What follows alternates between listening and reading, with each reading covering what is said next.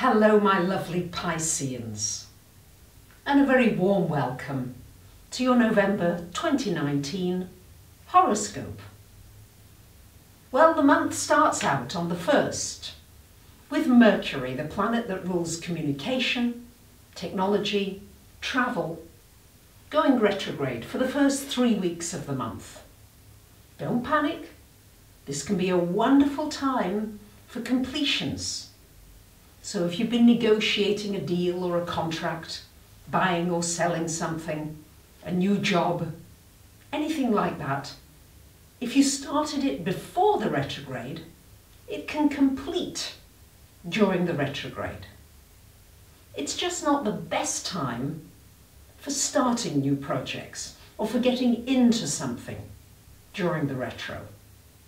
Now, sometimes there are occasions where you do have to sign something important, and if you do, I just suggest that you check it over many times, because during Mercury retrograde it can sometimes mean that you have to repeat something all over again, and that can be just very tedious.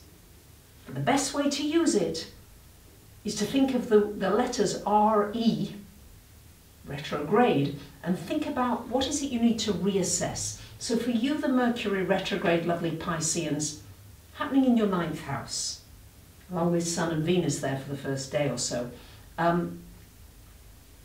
What is it you want to reassess to bring more meaning into your life?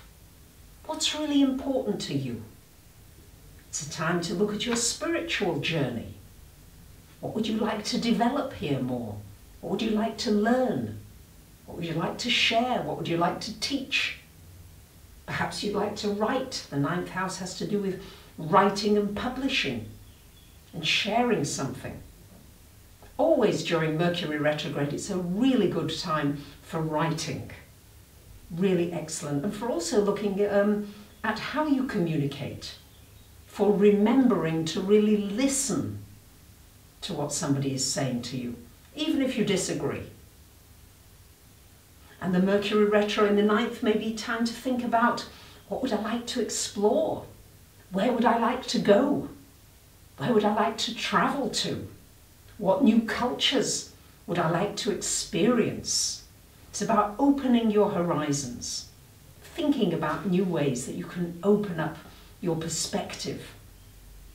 And this can be very, very exciting. Could even bring you somebody from overseas that you love, that you really enjoy being with, a friendship or even a romance.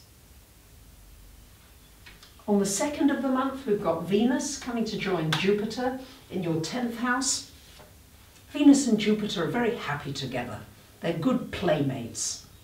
And this is shining a light on your career, your work, what it is you want to do with your life, but also on your general interactions with people on a daily basis. This could bring some good news, some harmonious interactions, and in your career also an expansion and growth in some way. On the 12th of the month, we've got a full moon happening here in your 3rd house, resonating there with Uranus. This is an opportunity to look at how you communicate, an opportunity to look at what you would like to study. Often a full moon brings something to light, something you've not been seeing. Could be in a relationship, could be in your finances. It could also be maybe not wanting to look at the fact that maybe you need to study a little more, maybe you need to learn something new. Maybe it's time to develop some of your technological skills and to go a little more out of your comfort zone in that area. But it's very good for learning, teaching, networking, and connecting with new people. On the 20th of the month, we've got Mars coming into this 9th house. This is a wonderful time for travel, planning a trip, anything to do with your spiritual journey, being proactive in that area, standing up for yourself, what's truthful, what's honest, and really maybe speaking out, because Mercury does go direct the day after. And Mars in the 9th, a really wonderful opportunity for taking your learning to a higher level, and then maybe inspiring and motivating others with the wisdom that you have learned along the way. On the 23rd of the month, the Sun coming into this 10th house, and on the 26th, a glorious new moon. So big activation in that 10th house. The 10th house has to do with you taking your place in the world.